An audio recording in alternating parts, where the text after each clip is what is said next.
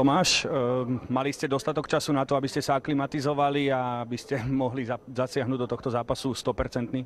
Tak dalo by sa povedať, pretože nemôžeme sa vyhovárať. Každý má nejakých hráčov, ktorí prišli zo zámoria alebo odniekal, takže pre mňa to bolo asi najťažšie aklimatizovanie, aké som ešte zažil, ale dúfam, že každým dňom to bude lepšie a lepšie.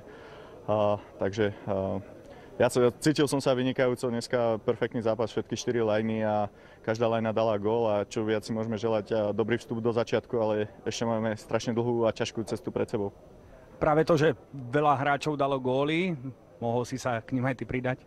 Tak mohol, no, Branko mi to tam pekne nahral v prvej tretine a bohužiaľ na sekundu som stratil púk a potom už som to netrafil veľmi dobre, ale chvála Bohu ostatní chalani dali gól a ako som povedal, každá lajna dala gól a to je veľkosť týmu, že každá lajna keď zabere, tak môžeme vyhrávať zápasy.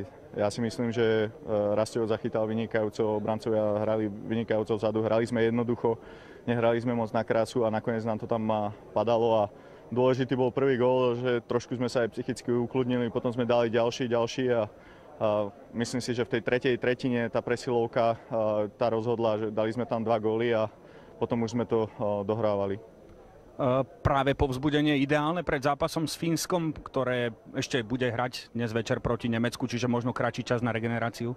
Tak nemôžeme sa pozerať, že aký oni majú čas. My sa musíme 5 minút počešiť z tohto zápasu a pripraviť sa na zajtrajší zápas.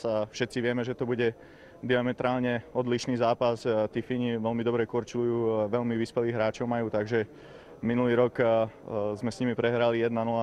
Bude to ťažký boj a my sa musíme pripraviť na zajtrajší zápas tak, aby sme vyhrali. Díky, Tomáš. Ďakujem.